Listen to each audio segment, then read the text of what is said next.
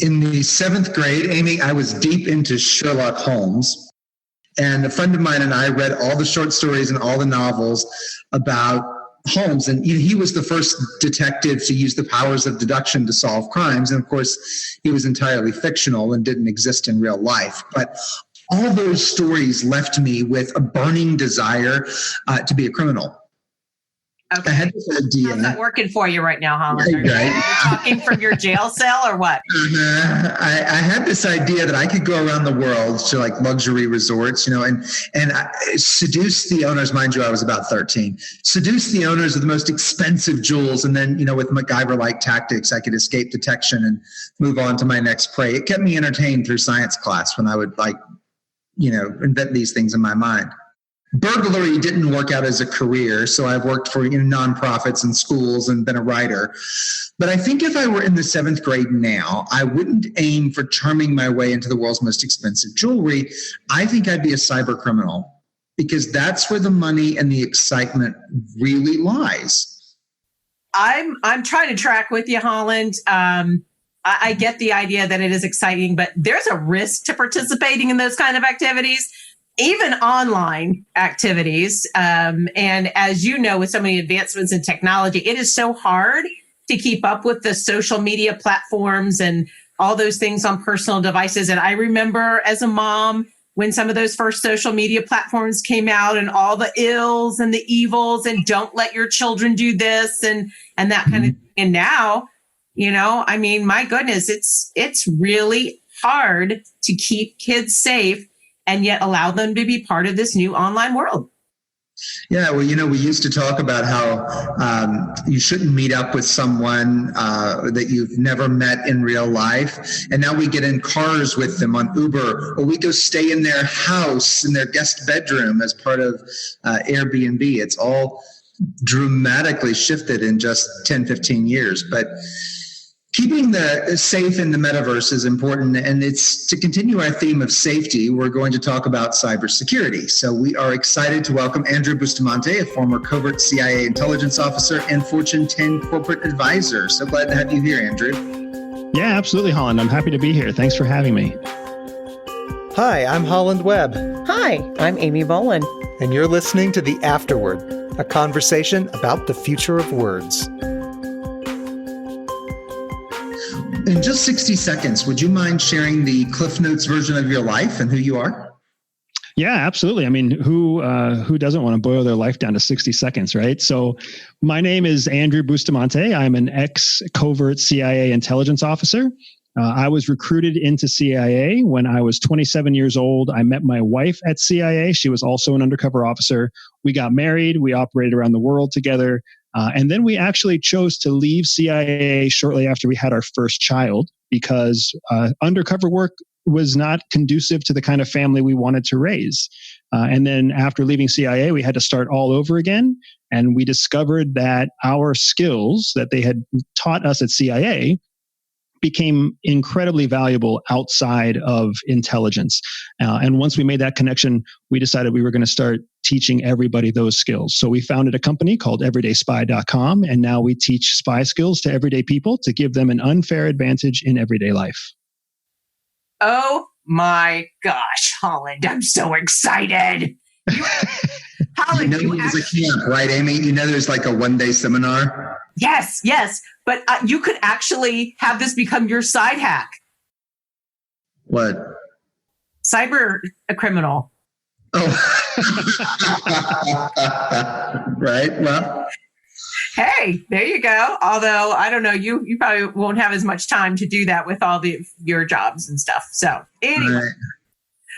So, Andrew, we are super excited to have you here on the Afterword, but I am not versed in some of these terms, and I'm not sure all of our listeners understand what all these terms mean. We hear about them. They get thrown around in the news all the time, but let's, like you said, everyday spy, let's boil some of these terms down for the everyday person so that they have a little foot in the door, so to speak. So the first term is espionage.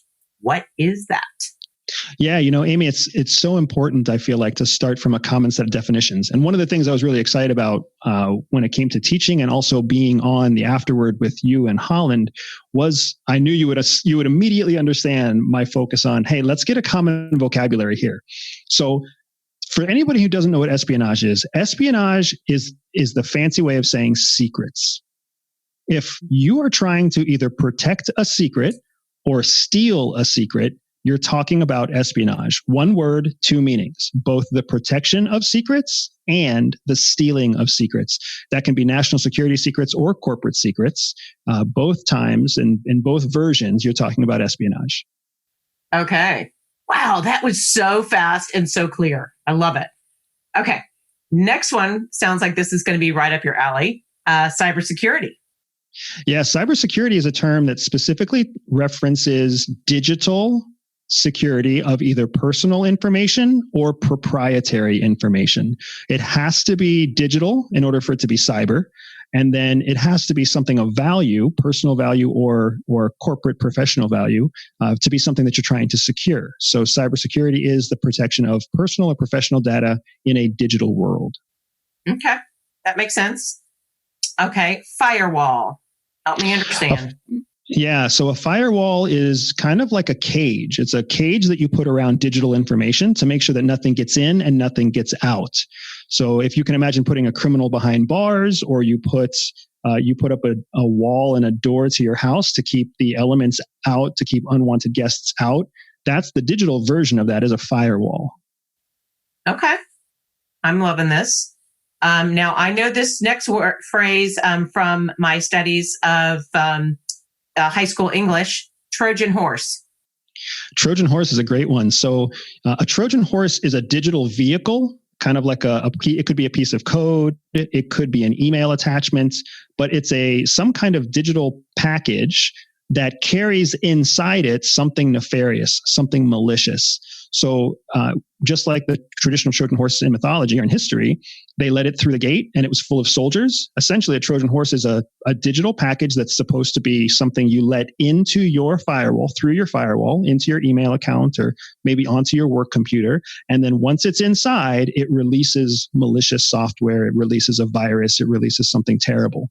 But you would never know there's something terrible inside it because it just looks like a normal piece of information. That's frightening. Okay. Spyware. Spyware is software. It's just software.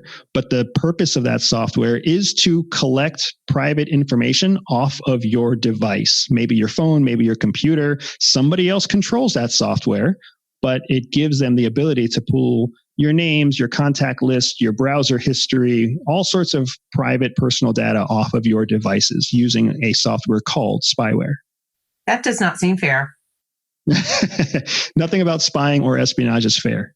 There we go. Another bit of information. All right. Last term, deep fake.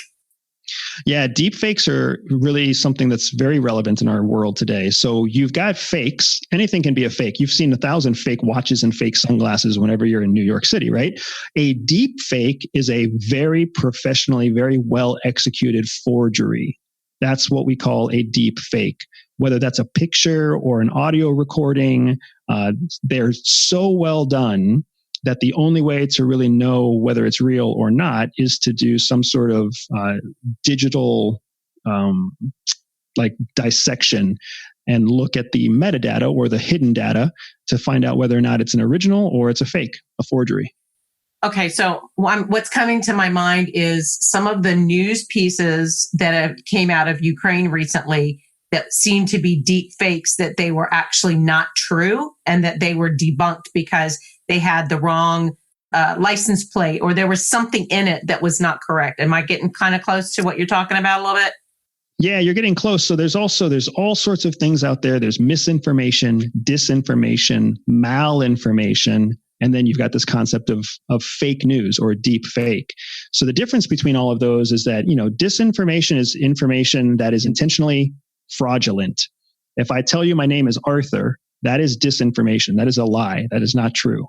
If I tell you my name is Andy, but you hear it as Andre, right? That's just a misunderstanding. That's misinformation. If I were to tell you that I'm your legal attorney and you should listen to me, that's me trying to take advantage of you with a lie. That's what's known as malicious or malinformation. So a lot of what you see in the media is either disinformation, misinformation, or malinformation. The deep fake is very, very unique. The deep fake is somebody's put a lot of time and effort and energy into making a forgery that will not get caught. So what you're talking about when you talk about Ukraine, there's a lot of misinformation and disinformation about Ukraine, but not so much deep fake. It's too hard to make a fake that fast. Okay, perfect. So this would be, the deep fake would be more along the line of counterfeit money, somebody who's done a really good job with that $100 bill and they have to take that special pin and mark on it to make sure. There you go. Yes. Really well done forgeries. Correct. Okay. All right. I feel like I'm ready for this. I'm kind of excited, Holland, but I'm also a little bit nervous because I'm feeling a little uncomfortable about something I'm going to hear right now. Right. Okay. So if I wanted to be a cyber criminal, I can't get away from this. I mean, it's my one opportunity to learn about it. If I wanted to get on the dark web and be a cyber criminal, how would I get started? What would my career look like? And how would you catch me? So Holland, I don't want to be the one that ruins your dreams. But you don't want to be a cyber criminal, man. Like it's such hard work and the money is not as good as you think it is. It's like winning the lottery to become a successful cyber criminal. But let me answer your question. So if you wanted to get started, first, you would have to know how to get on the dark web. It's not easy to get on the dark web. It's easy for people who are very computer savvy, but for the typical person who grew up without computers, like you and I remember when there were no computers. So it takes a special browser to gain access to a special network called the Tor network. And that is the network that actually hosts the dark web. The dark web is not like the normal internet. The normal internet is open for anyone to kind of come on. It's a giant conglomerate of information that all lives in a vast array of servers all over the world. The dark web is a specific world that intentionally goes from unique server unit to server unit. And it houses all of the kind of nefarious stuff in a very difficult to trace context. The big internet is easy to trace. The dark internet, the dark web, is hard to trace.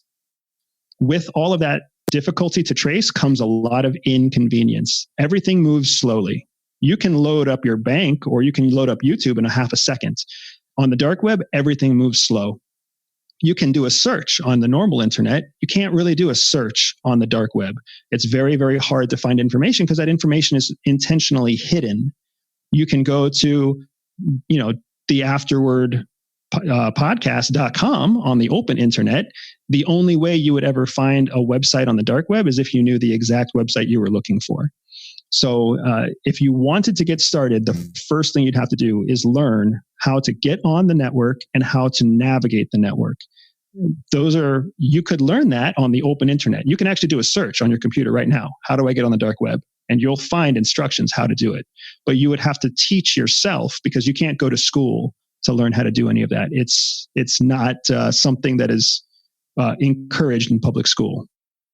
Now, to keep going, I know you wanted to know what kind of things would you do on the dark web? How would I catch you or prevent you from harming me? So once you're on the dark web, what you do is kind of up to whatever your personal vice is. You want to buy a child? You can. You want to order drugs? You can. Do you want to sell drugs? You can. It's a very difficult place to monitor or police. And that's why FBI and police agencies around the country struggle with the dark web.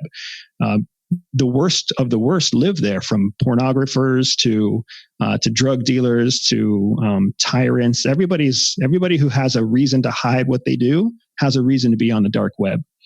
So it's your Amazon.com for all the illegal things you could ever imagine. That's the only reason to be there. Nobody goes there to find, a hard to find book. That's not why they go to the dark web. They go to the dark web to do something illegal or something terrible to another person or another country. Now, the way that people get caught in the dark web is similar to the way that you catch like a mouse or a rat.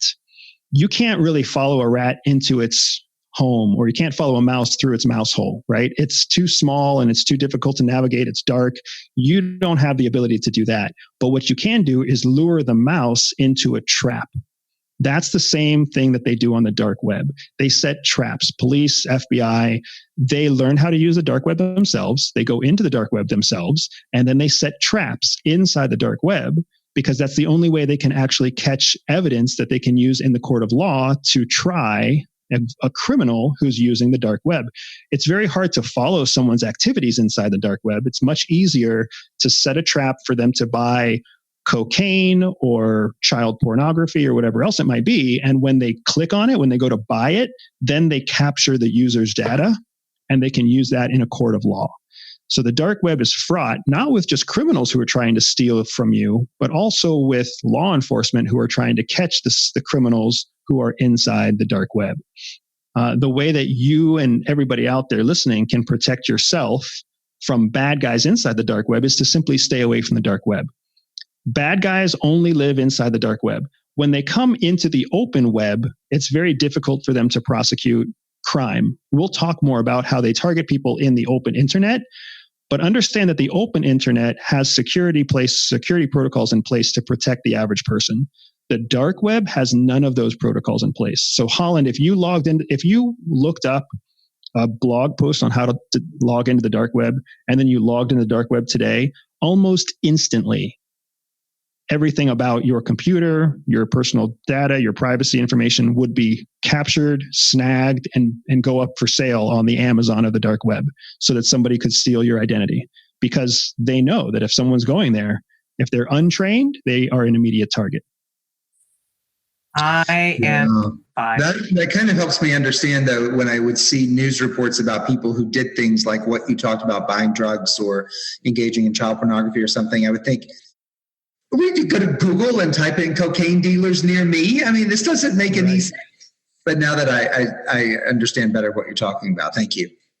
Yeah, and it's sad. There's indexes, because everybody's used to Google.com on the open internet. So the first thing that people find in the dark web are what's known as a dark web index. And those indexes are basically old school white pages that just tell you where you can find whatever you're looking for in the dark web.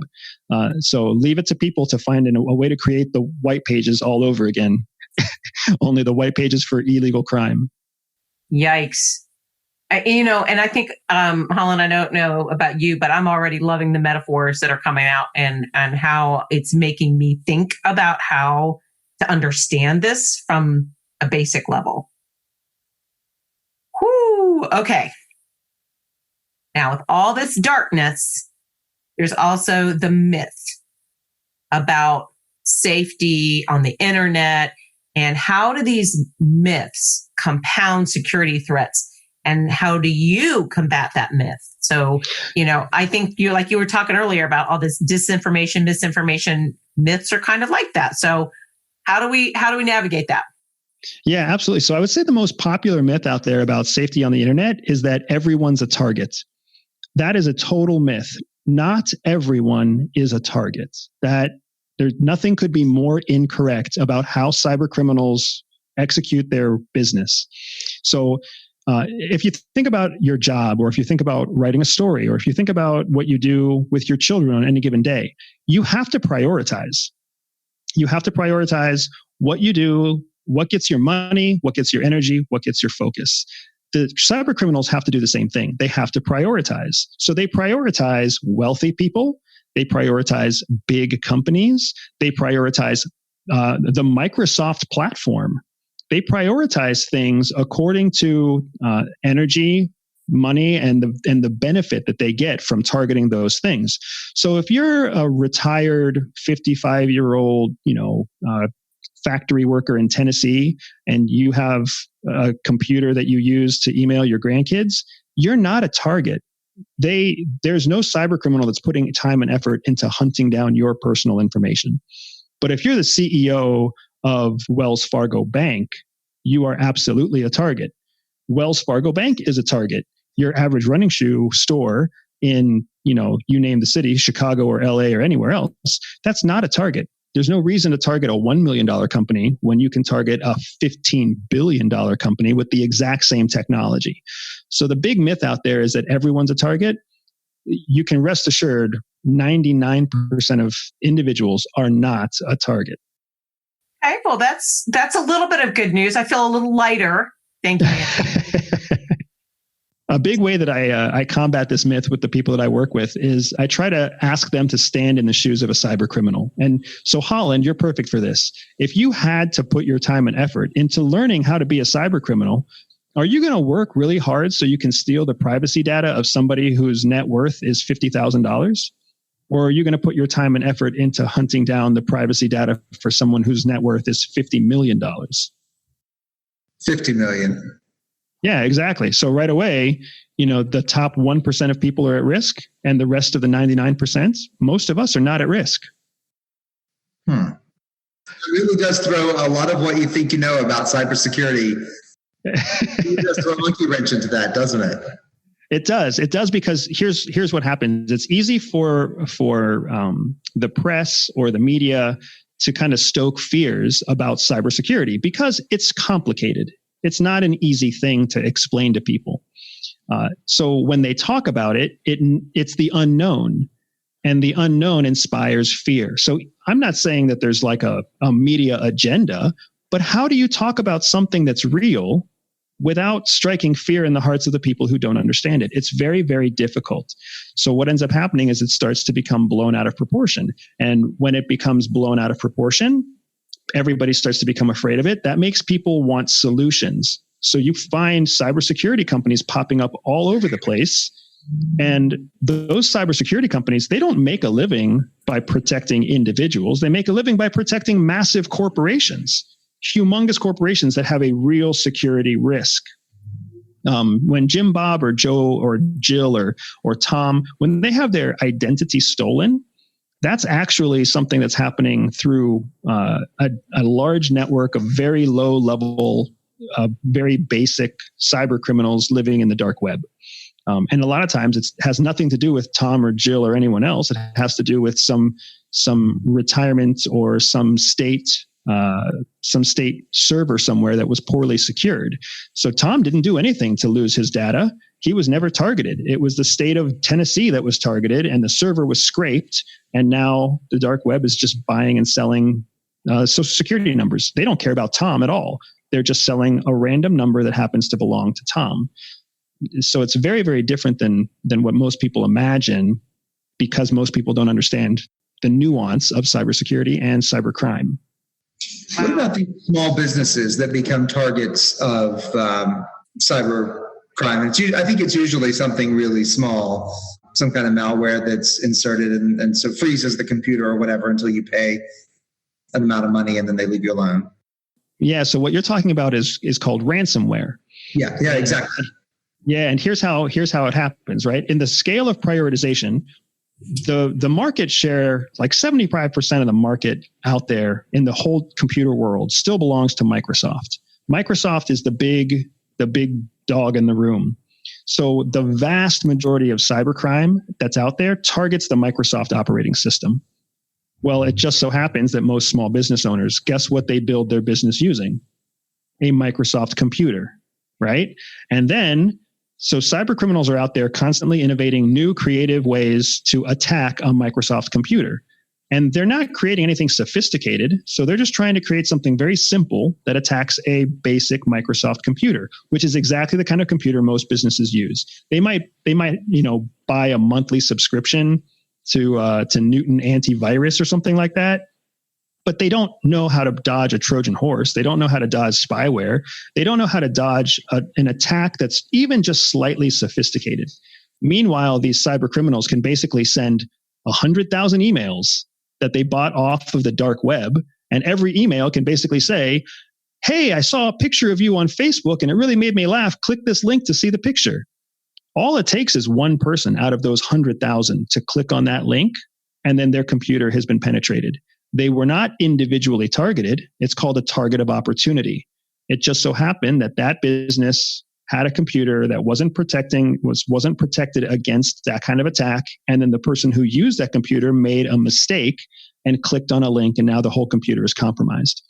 The way that ransomware works is it freezes the computer, and then it just automatically puts up a message box that says, hey, if you want access to your computer, you have to pay me $150,000. Well, it's 9 times out of 10, the person who's ransomed doesn't have that kind of money. So they write back to the ransomer and they say, I don't have $150,000. And the ransomer on the other side says, oh, okay, click, you have your control of your computer back because you were not who we were trying to ransom from. They don't care. They're trying to hold ransom the attorney who has $5 million in the bank. So when they find out that that's who they hit, then the ransom is real. It makes us all feel a little bit depressed when we realize how insignificant we are, right? That's exactly where my thought was going, Andrew. I'm like, gosh, I'm not really worth it. I'm not. But then I'm kind of like, yay, I'm not a target. This is that ugly, beautiful, the salted caramel, right? That, yay, you go. All right. Well, I kind of feel better, kind of, sort of. Yeah, in the cyber criminal space, we just don't count. We don't matter. And it's the best part about hiding in plain sight. It's espionage. It's spying 101, Amy. You get to hide in plain sight because nobody thinks that you're a threat. Nobody thinks that you're worth any real money. Nobody cares about you. And that's the best position of power because you have that power of anonymity. Okay. Well, so Holland, once our podcast gets picked up by some national syndicate, look out. They have messed with the wrong people. Oh my goodness. All right. What's going to be the biggest cybersecurity threat we face in the next 5 years? And then help us understand how that may be different from the public's perception of the biggest cybersecurity threat we'll face in the next 5 years. Yeah, no, that's a great question, Holland. So you may not like the answer, and I'm sure that most people are not going to like this answer. So remember, cybersecurity. I don't like any of your answers so far. I tell you the truth, Andrew. They've all been like, you're not important. You won't like being a criminal. Okay, good. We just have to find something legitimate for you to do because it's so much easier than being a criminal. And then you can make your millions legitimately and you will be of interest to criminals. See, it's a win-win situation. But well, I do write for cyberdegrees.org, helping people find their niche in cybersecurity jobs and degree fields. So maybe that elevates my importance in this universe. Yeah, absolutely. Especially if you have like one student who doesn't like you, then you're going to be extremely important. Yeah. Okay. I'm sorry I interrupted you. Okay. I'm not going to answer, which is... So here's the truth. Cybersecurity, like we defined, has to do with keeping stuff safe digitally, right? The biggest cybersecurity threat you face in the next 5 years has nothing to do with cybercrime. It has to do with the collection of your privacy data by corporations where you give them permission to collect your data. That's the biggest threat to your cybersecurity. Right now, you download an app to your phone, you open up your Google Maps, you do anything with your Apple Messenger, and you get a series of pop-ups that say, hey, do you allow Apple to use your microphone? Do you allow Google to use your location? Are we allowed to use, this Messenger app to check your contacts? And it all seems very friendly and very helpful and very convenient. But what you don't realize is that when you click yes to those things, you're giving permission to the system, to the person who owns the application. You're giving them permission to scrape or take all of your data related to that app. So when you download WhatsApp and then WhatsApp says, hey, would you like to know which of your contacts are also on WhatsApp? As soon as you do that, your entire contact list is downloaded by WhatsApp. And now they know who's on your contact list. Who are you connected to? And then as you use WhatsApp, they know, who do you call the most? How long is your average call time? Do they call you? Do you call them? And then if they're also tapped into the other person's phone, they have all of the data on that as well. The direction that the world is going in is more and more technological-based solutions where you give permission for them to understand how you use the technology, whether it's marriage counseling, or whether it's your children's dental visits, or whether it has to do with your own online education. And we opt into giving people all of this highly sensitive information in exchange for the convenience of using their application. That exchange of private information in exchange for convenient digital convenience, that is the biggest threat you face in the next 5 years.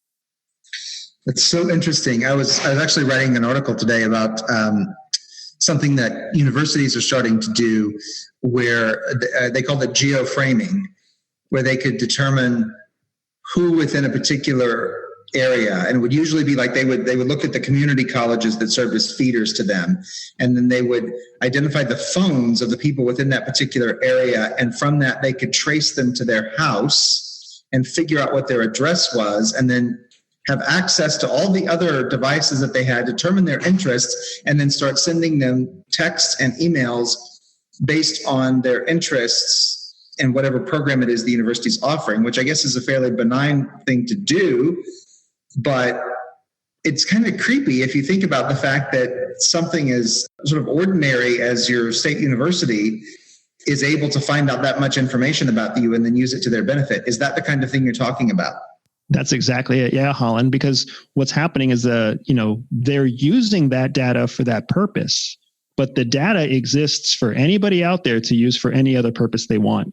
So it's all well and good when it's a local ice cream shop who wants to sell ice cream to you when you happen to be walking by their front door. I don't know if you've ever received one of those notifications. You're walking by, a Kilwin's ice cream shop, and then all of a sudden you get a notification. Hey, here's your 25% off coupon to go into Kilwin's, because they know that you're walking in downtown Chicago because your phone has metadata that's communicating to a tower that says that you're there. And maybe your Facebook history says that you like ice cream. Who knows? But that technology that you're talking about specifically, that highly invasive technology, is something called ad tech.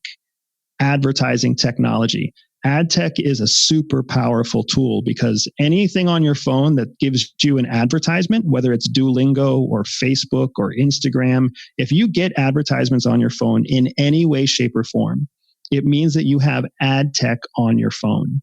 And the ad tech is in constant communication with servers that talk about your personal behavior and what kind of ad to serve you on what platform at any given time. It's how we find terrorists, but it's also how state schools find future enrollees. Or how Amazon tells me that I need to order something new because I searched for it. Exactly right. They know exactly when you're out of diapers. They know exactly when you're due for new peanut butter. I'm feeling kind of icky right now, Holland.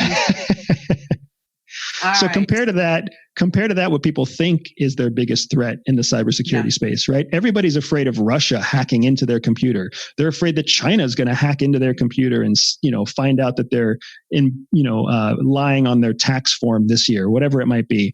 There's a 10,000 unfaithful spouses out there afraid that someone's going to catch them having an affair with the pool boy or with the secretary in the office. They don't realize that nobody cares about that. There's no money to be made there. But there's lots of money to be made when you can sell a person's pattern of life, right? A pattern of life means they're essentially their behavioral profile. If you can sell the behavioral profile of every single mom to a corporation that is selling solutions for single moms, that one transaction is billions of dollars in business for them. And they want to be able to know, are single moms suffering from loneliness? Are single moms watching a certain show on Netflix? Are single moms buying a certain brand of peanut butter for their children? And when they can get that kind of data from ad tech, it's an immensely valuable thing, even though they are literally reaching into that single mom's living room, reaching into her cabinet, reaching into her bedroom in some cases. Okay, Holland, you look confused, or maybe... No, I'm just wondering if it's possible to convert to the Amish faith and just sort of leave. Yeah, I was thinking the same thing. And so I have a feeling we need to put a pin in this conversation because I think we're both feeling a little uncomfortable.